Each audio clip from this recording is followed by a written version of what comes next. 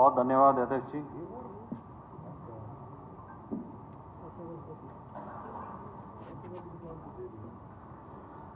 मैं इस महान सदन का ध्यान एक अति लोकहित के विषय की ओर दिलाना चाहता हूं। महोदय, इस सरकार ने और पिछली सरकारों ने विभिन्न आवास योजनाओं के तहत गरीब एवं अनुसूचित वर्ग के लोगों के लिए 100 गज के प्लॉट आवंटित कर गांवों में व शहरों में कॉलोनियां काटी थी, लेकिन इन कॉलोनियों में बिजली, पानी, सड़क, स्कूल व स्वास्थ्य जैसी मूलभूत सुविधाओं की भारी कमी है।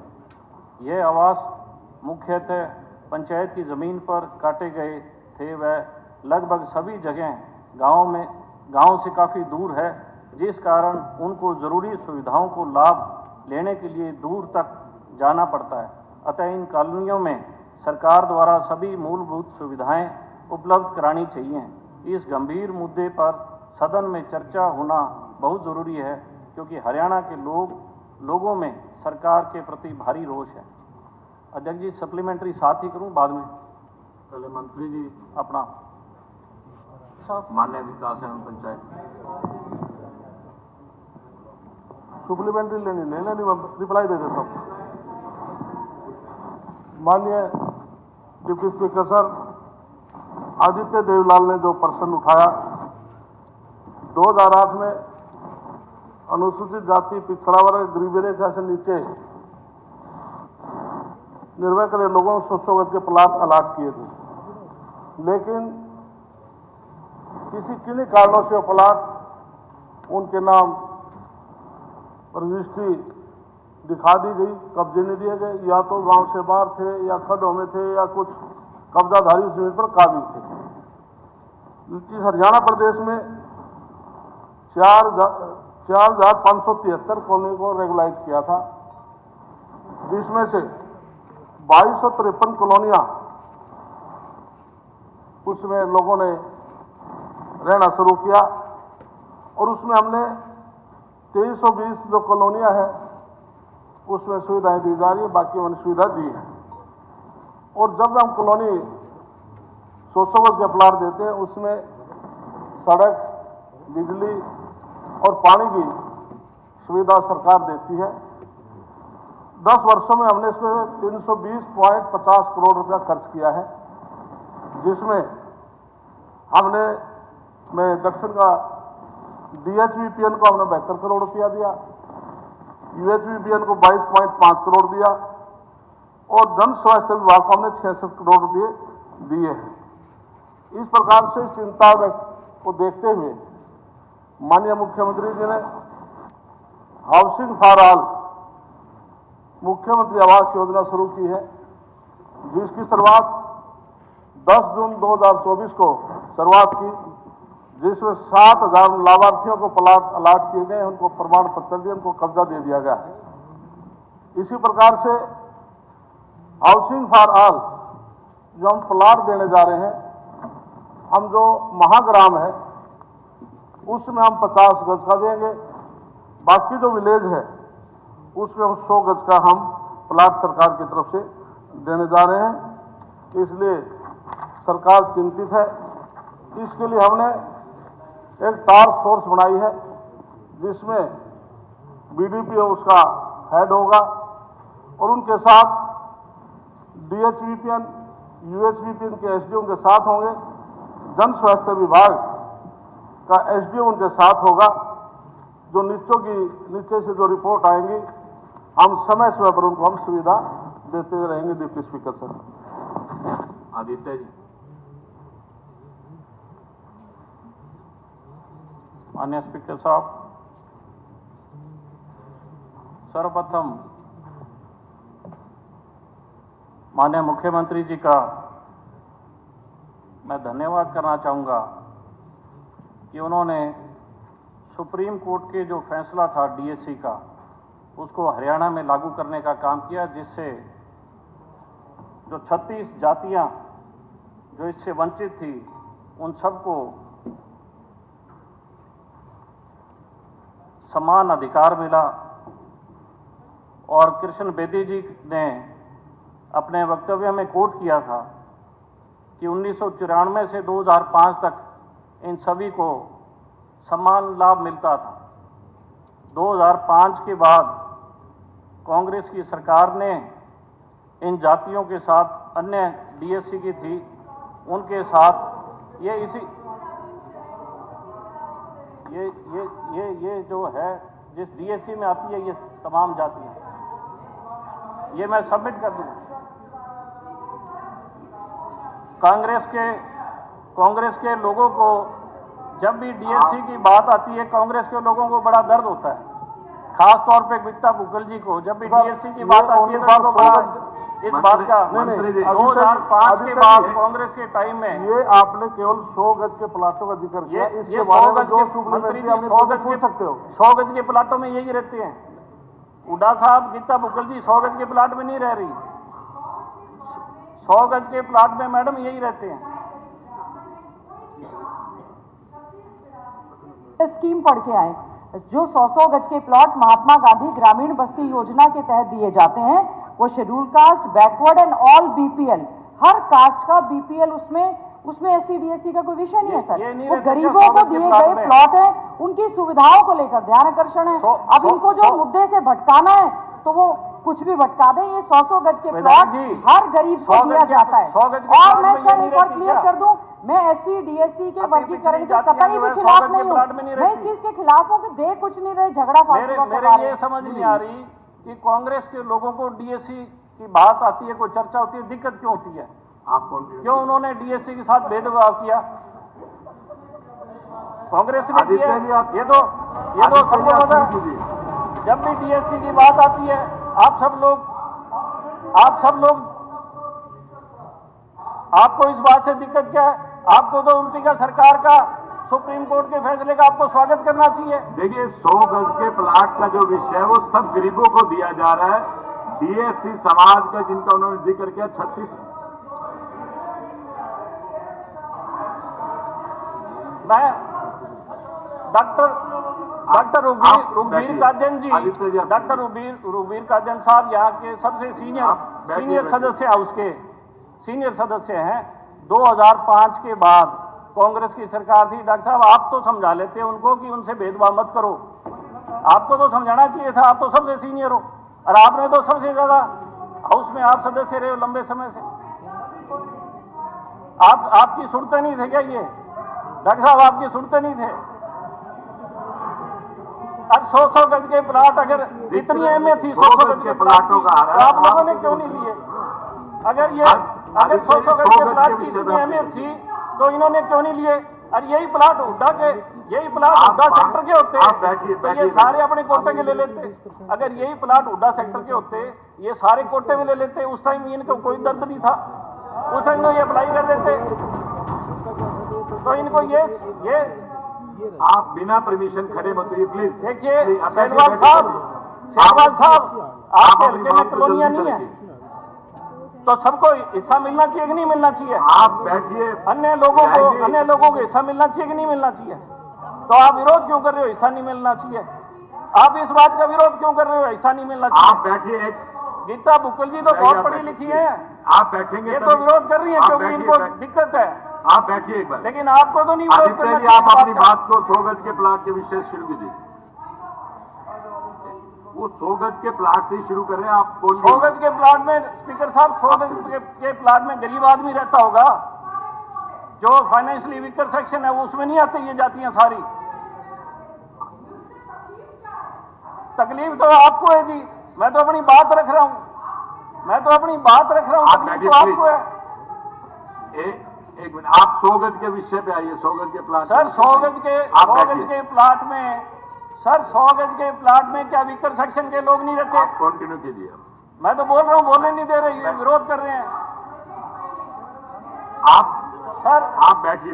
मैं ध्यान दिलाना चाह रहा हूं, इनको दर्द हो रहा है इस बात का। आप बिना परमिशन के खड़े मत होइए। जितने विधायक आपकी पार्टी के विधायक क्या इसका विरोध कर रहे हैं डीएससी का? तो फिर आपको दिक्कत किस बात की? आप बात सुनो मेरी, आपको दिक्कत किस बात की है?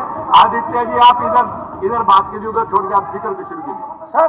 सर इनको दिक्कत किस बात की हो रही है? इनको खड़े होकर इनको समर्थन करना चाहिए कि सुप्रीम कोर्ट का फैसला है। आप बैठिए इसको आप सुप्रीम बैठिए, कोर्ट सबसे बड़ी कोर्ट है, अगर उसने फैसला किया है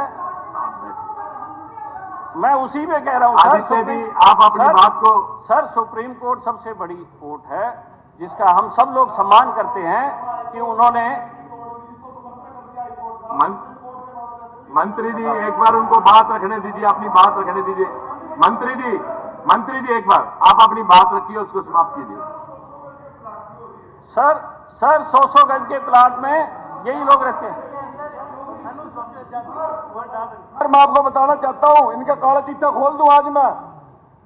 high court, Punjab Haryana high court ने ए ब्लॉक पे स्टे लगाया ओनली सर्विसेज पे, इन्होंने एजुकेशन पे अपने आप ही ठोक दिया।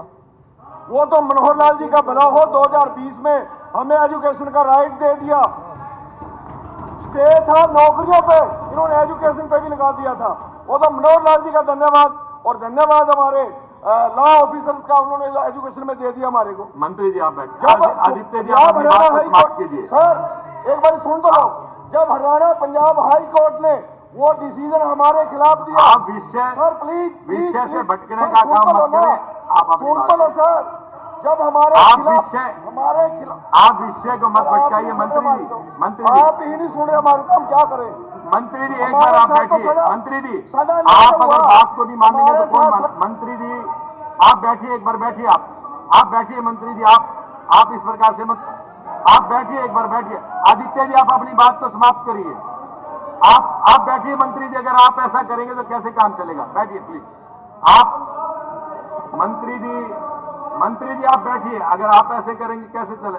आदित्य जी आप अपने बात को जल्दी समाप्त कीजिए। स्पीकर साहब, जो हरियाणा के लोगों के हित का कार्य है उसके सराहने में कोई दिक्कत नहीं है। और हम सब लोग तो शुरू दिन से ही चौधरी देवीलाल जी, चौधरी ओम प्रकाश चौटाला जी ने हर जाति विशेष को बराबर हिस्सा देने का काम किया, कहीं भेदभाव नहीं किया। अध्यक्ष महोदय, जैसा कि माननीय मंत्री जी ने जवाब में बताया कि पिछले 10 वर्षों से इस योजना के तहत लगभग 320 करोड़ रुपए बजट आवंटित किया गया और महात्मा गांधी ग्राम बस्ती योजना के अंतर्गत लगभग 4573 कॉलोनियों को निर्मित किया गया, अर्थात प्रत्येक बस्ती के लिए लगभग 7 लाख रुपए आवंटित हुए।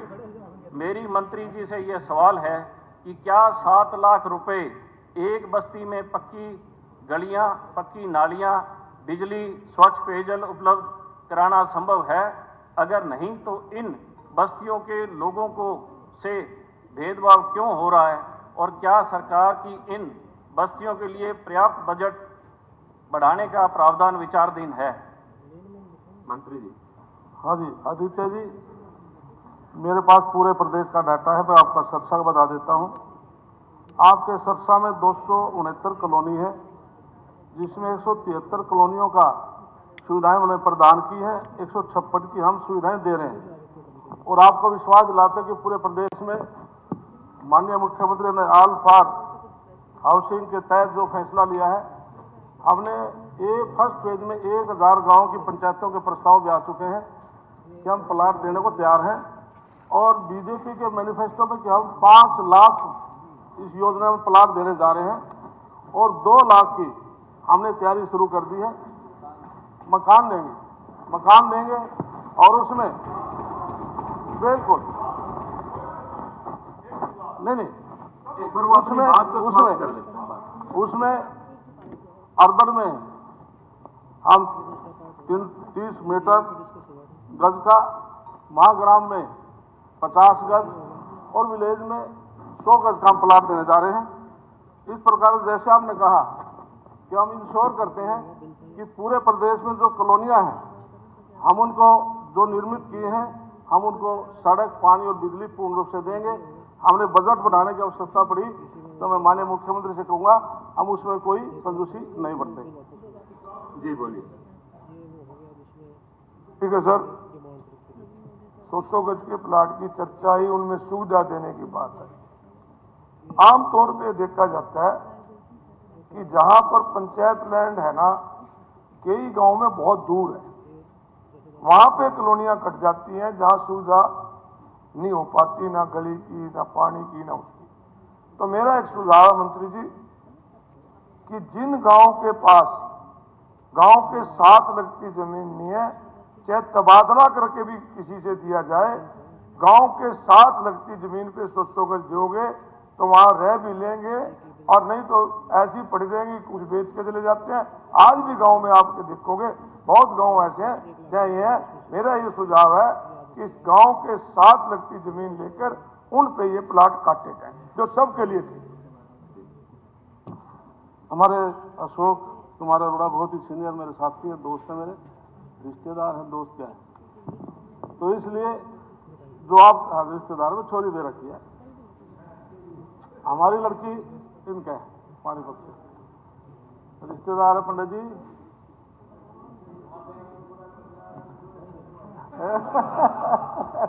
तो इसलिए आपका जो सुझाव है, नहीं आपका सुझाव है, माननीय मुख्यमंत्री जी हाउस में बैठे हैं, लेकिन हमने माननीय नायब शहरी सरकार बनने के बाद पूरे प्रदेश में हमने बहुत से गांव में खुद हमारे मंत्री विधायक खुद गए हैं।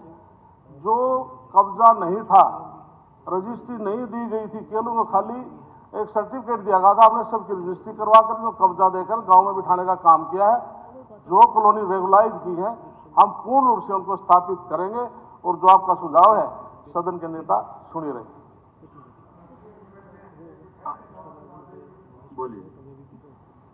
मेरा जो है जी, जो शहर में जो बड़े बैठे जो गाँव से कॉलोनियाँ देवा, तो उनको भी नगर पालिका की जगह लेकर या कहीं जगह लेकर उनको भी प्लाट दिए जा, ताकि हर शहर में 100 गरीब आदमी हैं उन्हें वोट दी, उनको भी प्लाट दिए जा 100 गज के, जो खड़े बैठे जो बेचारे जहाँ उनके पास जगह नहीं है, कुछ नहीं है, उनको भी दिए जा प्लाट।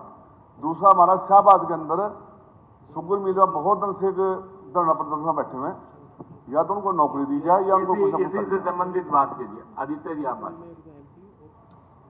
मेरा दूसरा विषय सप्लीमेंट्री है। जैसा कि मंत्री जी ने जवाब में बताया कि महात्मा गांधी ग्रामीण बस्ती योजना 2008 में शुरू की गई, तो लगभग 15 वर्ष बाद भी यह योजना धरातल पर लागू क्यों नहीं हो सकी, इसके क्या कारण रहे, यह भी बताया जाए। इन बस्तियों का भी नाम महात्मा गांधी कॉलोनी ग्रामीण बस्ती रखा है। 2008 में हुड्डा साहब का राज था जी। आज उनकी आत्मा भी रोती होगी, भी गरीबों को ठगने का काम किया वोट लेके, और कोई सुविधा गरीब लोगों को नहीं दी गई, और वो भी इस बात को लेके कि सिर्फ एक वोट बैंक के हिसाब से गरीब लोगों को प्लाट देके और उन्हें दर दर की ठोकरें खानी आज भी पड़ रही है। अध्यक्ष महोदय मेरा नाम दिया है।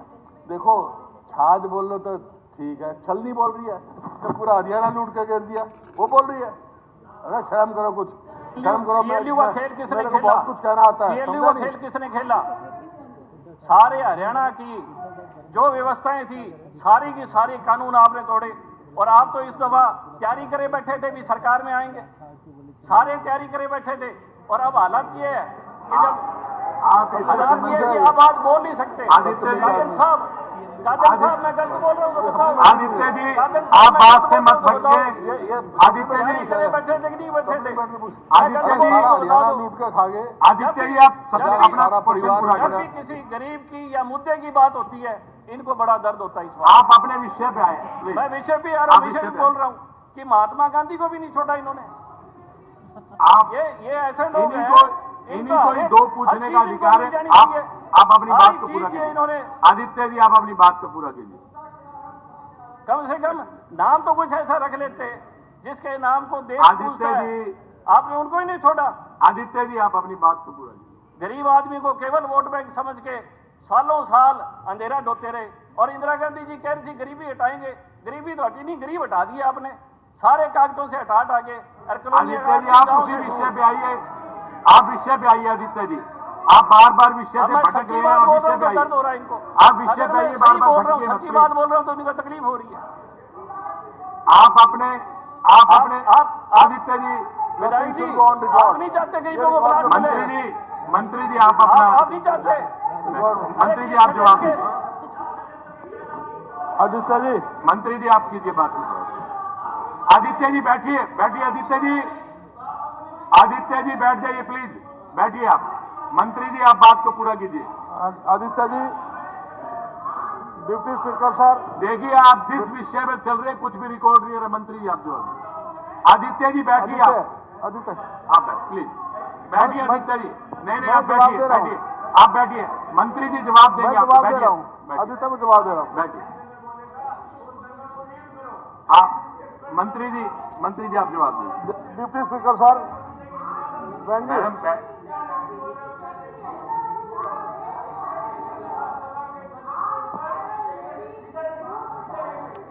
आप एक बार बैठ।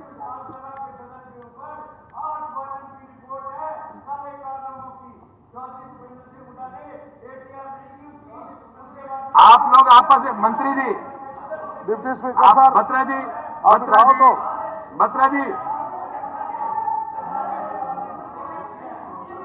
बत्रा जी बैठिए। आदित्य जी आप बैठिए, आदित्य जी बैठिए आप, आदित्य जी बैठिए आप। मंत्री जी आप, डिप्टी स्पीकर सर, मैंने आप बैठिए, बैठिए प्लीज। मंत्री जी जवाब दे रहे हैं, आप बैठिए। मंत्री जी आप बैठिए, बैठिए। मैंने मुकल आप बैठिए प्लीज, आप बैठिए, आप जवाब, आप बैठिए।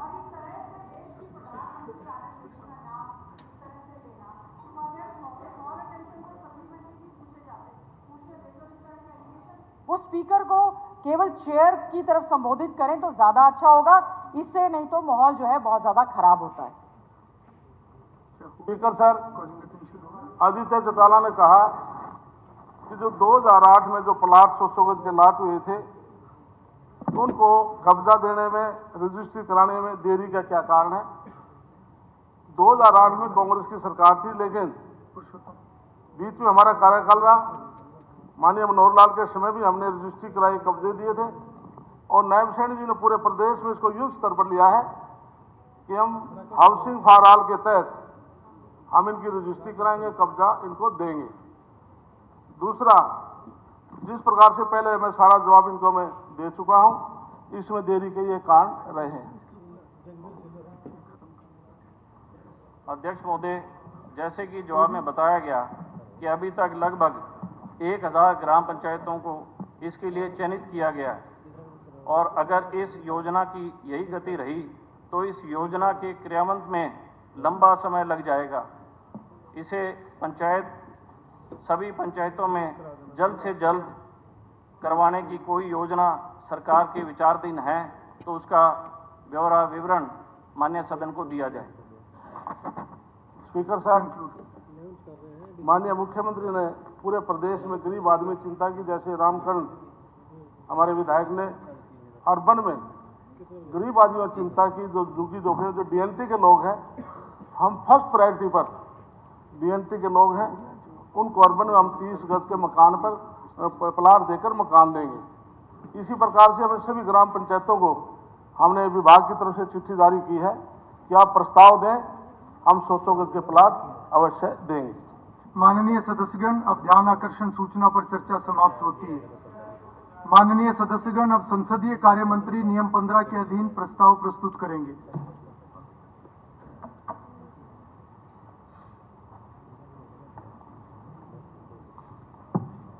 अध्यक्ष महोदय, मैं प्रस्ताव प्रस्तुत करता हूं कि आज के लिए निश्चित की गई कार्यों की मदों पर की कार्रवाई को आज की बैठक में अनिश्चित काल तक नियम सभा की बैठकें के उपबंध से मुक्त किया जाए। प्रस्ताव प्रस्तुत हुआ कि आज के लिए निश्चित की गई कार्य की मदों पर की कार्रवाई को आज की बैठक में अनिश्चित काल तक नियम सभा की बैठकें के उपबंधों से मुक्त किया जाए। प्रश्न है कि आज के लिए निश्चित की गई कार्य की मदों पर की कार्रवाई को आज की बैठक में अनिश्चित काल तक नियम सभा की बैठकें के उपबंधों से मुक्त किया जाए। जो इस प्रस्ताव के पक्ष में है वे कृपया हाँ कहें, जो इस प्रस्ताव के विपक्ष में है वे कृपया ना कहें। हाँ पक्ष की जीत हुई, हाँ पक्ष की जीत हुई, प्रस्ताव स्वीकृत हुआ। माननीय सदस्यगण, अब संसदीय कार्य मंत्री नियम 16 के अधीन प्रस्ताव प्रस्तुत करेंगे। अध्यक्ष महोदय, मैं प्रस्ताव प्रस्तुत करता हूं कि सभा अपनी आज की बैठक से उठने पर अनिश्चित काल तक के लिए स्थगित रहेगी। प्रस्ताव प्रस्तुत हुआ कि सभा अपनी आज की बैठक से उठने पर अनिश्चित काल तक के लिए स्थगित रहेगी। प्रश्न है कि सभा अपनी आज की बैठक से उठने पर अनिश्चित काल तक के लिए स्थगित रहेगी। जो इस प्रस्ताव के पक्ष में है वे कृपया हाँ कहें, जो इस प्रस्ताव के विपक्ष में है वे कृपया ना कहें। हाँ पक्ष की जीत हुई, हाँ पक्ष की जीत हुई, प्रस्ताव स्वीकृत हुआ। माननीय सदस्यगण, अब माननीय मुख्यमंत्री हरियाणा विनियोग संख्या 3 विधेयक 2024 प्रस्तुत करेंगे तथा इस पर विचार के लिए प्रस्ताव करेंगे। माननीय अध्यक्ष महोदय, मैं हरियाणा विनियोग संख्या 3 विधेयक 2024 प्रस्तुत करता हूं। मैं यह भी प्रस्ताव करता हूं कि हरियाणा विनियोग संख्या 3 विधेयक पर तुरंत विचार किया जाए। प्रस्ताव प्रस्तुत हुआ